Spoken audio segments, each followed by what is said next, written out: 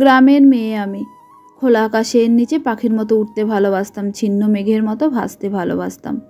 কিন্তু মেয়ে মানুষ, বাবা বিয়ে দিয়ে দিল। বিয়ের পরে যখন বরের হাত ধরে পরদেশে এলাম, এখানে এসে চার দেওয়ালের মাঝে বন্দি। আপনজনের কথা মনে পড়ে ভীষণ কান্না করতাম জানো। তারপরে কখন যেন অভ্যাসে পরিণত হয়ে গেছে। আমার বর তো বলে 21 দিন কোনো কাজ করলে সেটা নাকি অভ্যাসে পরিণত হয়। হবে হয়তো। এখন আর সেই সব দিনের কথা মনে পড়ার সময়ই পাই না। স্বামী সন্তান সংসার নিয়ে এতটাই ব্যস্ত এখন আমি। আমার বরে ট্রান্সফার বলা জব, 5 বছর এখানে তো 5 বছর সেখানে, এইভাবেই কাটাতে হয়। শুরুর দিকে না ভীষণ কষ্ট হতো। টাটকা শাকসবজি তো পেতাম না, ওই যেটুকু যা পেতাম সেটুকু দিয়েই খেতে হতো। ভীষণ কষ্ট হতো খাওয়া দাওয়ার। তাই বাড়ি থেকে কেউ এলে কিছু আনতে বলি আর না বলি, শাকসবজি আনতে বলতাম। ছোট থেকে ওই টাটকা শাকসবজি খেয়ে বড় হয়েছি তো, তাই ভীষণ মিস করতাম ওইগুলোকে। আর এবার বাবা মা আসার সময় এনেছিল একটা কুমড়ো। কুমড়োটা এত মিষ্টি ছিল তাই দানাগুলো ফেলিনি। আগে একবার টবে লাগিয়েছিলাম জানো, কুমড়ো গাছ হয়নি। এখানে রোদের ভীষণ তাপ, তাই মা বলেছিল একটা বস্তার মধ্যে করে একটু বেশি করে মাটি দিয়ে লাগাতে। সেই মতো বিকালবেলায় ছাদে গিয়ে ছাদ থেকে 2টো টব এনে মাটিগুলোকে রেডি করে নিয়েছি। তারপরে একটা বস্তার মধ্যে ভরে নিয়ে রুবির হাত দিয়ে লাগালাম কুমড়োর দানাগুলো। মা বলে রুবির হাতের গাছ নাকি খুব তাড়াতাড়ি বাড়ে। দেখি কি হয়। গাছ লাগিয়ে এসে গেছি রান্নাঘরে। আজকে দুপুরে খেয়ে দিয়ে আবার থালাগুলো ধুইনি। কাজ ফেলে রেখে বসে থাকা বা গল্প করা কোনোটাই আমি পছন্দ করি না। সময়ের কাজ সময়ে করতে ভালোবাসি, কিন্তু এখন আর সেটা হয় না জানো। ওই গুবলুর সময় মতো চলতে হয় তো, তাই দুপুরে খেয়ে দিয়ে ওকে নিয়ে শুয়ে পড়েছিলাম। আর বাসনগুলো ধোয়া হয়নি।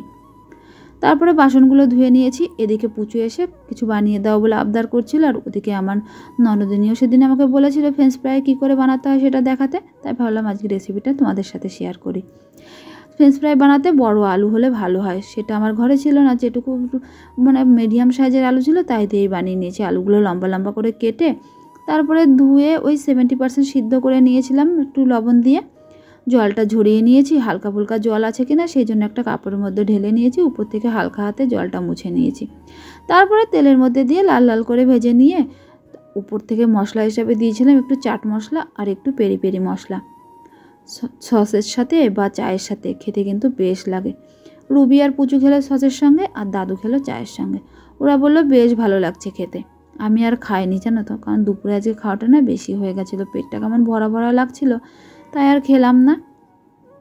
ওদের চা আর ফ্রেঞ্চ ফ্রাই দিয়ে আমি রান্নাঘরে এসে গেছি ভাত বসাতে। ভাতটা বসিয়ে দিয়েছি। রাতে এখন আর দাদু রুটি খেতে চায় না, কারণ ওই দুপুরে এখন দাদুকে রুটি খেতে হয় লাঞ্চে, সেই জন্য। আমার আবার রাতে ভাত খেতে ইচ্ছা করে না, আর একার জন্য এখন আবার রুটি করব, তাই ভেবে আর করলাম না। বললাম রাতে আমি একটা কিছু খেয়ে নেবো ওখানে। তারপরে ওই 9টার মতো বাজে, তাই ভাবলাম তরকারিগুলো গরম করে ওদের খেতে দিয়ে দিই। আমার পুচু বরাবরই দুধ ভাত খেতে ভালোবাসে রাতে, তাই ওকে দুধ ভাত দিয়ে দিয়েছি।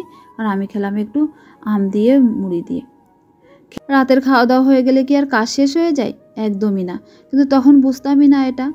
বিয়ের আগে আমরা খেয়ে দিয়ে শুয়ে পড়তাম, মা আসতো অনেক পরে ঘুমোতে। তখন ভাবতাম মা এতক্ষণ কী করে, বুঝতামই না যে খাওয়া দাওয়ার পরেও এত কাজ থাকে।